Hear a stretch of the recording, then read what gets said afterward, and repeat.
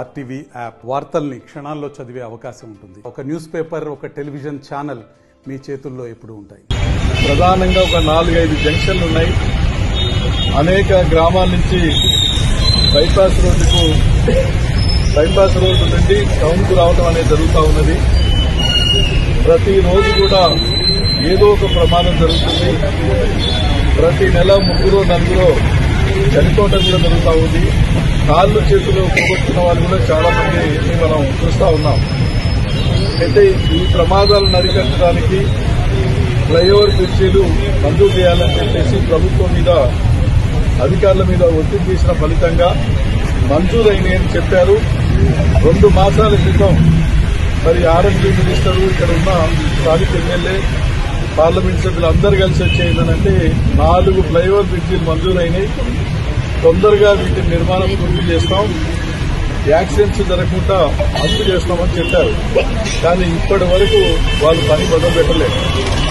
మరి 5-6 మాసాల్లోనే పూర్తయినాయని చెప్పినా ఇప్పటికీ కూడా పనులు ప్రారంభించకపోవడం వల్ల అసలు అవి శాంక్షన్ అయినాయా లేదా అనేటువంటి అనుమానం కూడా వస్తుంది. కాబట్టి ప్రతిరోజు మరి ప్రమాదాలకు దెబ్బతిన్న వాళ్ళు కానీ ప్రాణ నష్టపోయే వాళ్ళందరూ కూడా మరి వాళ్ళ కుటుంబాలన్నీ కూడా ఆందోళన చెందుతా ఉన్నాయి.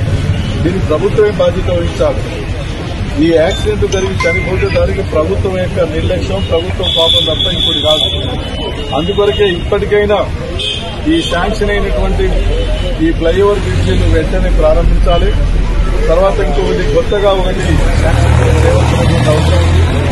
ఆ రకంగా చేయాలని చెప్పేసి ఏమాత్రం కూడా జాప్యం చేయకుండా యుద్ధం రాజకీయ పైన వెంటనే చేపట్టాలని ఇలా సిపిఎం పార్టీ ఆధ్వర్యంలో మిర్యాలగూడ టౌన్ లో ఎక్కడెక్కడైతే ఈ యొక్క ఫ్లైఓవర్ బ్రిడ్జీలు మంజూరైనాయని చెప్పి అక్కడ కొబ్బరికాయలు పెట్టారో అక్కడి నుంచి పాదయాత్రగా ఈ రోజు ఇక్కడ సబ్ కలెక్టర్ ఆఫీస్కి రావడం జరిగింది. సబ్ కలెక్టర్ గారు ప్రత్యేకంగా ఇక్కడి నుంచి వెంటనే ప్రభుత్వానికి మీరు తెలియజేసి వెంటనే వీటిని ప్రారంభించడానికి కావాల్సిన ప్రయత్నం చేయాలి. లేని పక్షంలో మరి నిరవధిక నిరాహార దీక్షలు కూడా ఈ సమస్య పైన చేపట్టవలసినటువంటి పరిస్థితి వస్తుందని చెప్పేసి కూడా తెలియజేస్తా ఉన్నాం. ప్రభుత్వం అధికారులు ఏదైనా హామీ ఇస్తే ఆ హామీని చిత్తశుద్ధితో అమలు కావడానికి ప్రయత్నం చేయాలి. ఊరికనే హామీలు ఇచ్చేసి కొబ్బరికాయలు కొట్టి శంకుస్థాపన చేసి వదిలేస్తే దానివల్ల ఏంటి ఉపయోగం?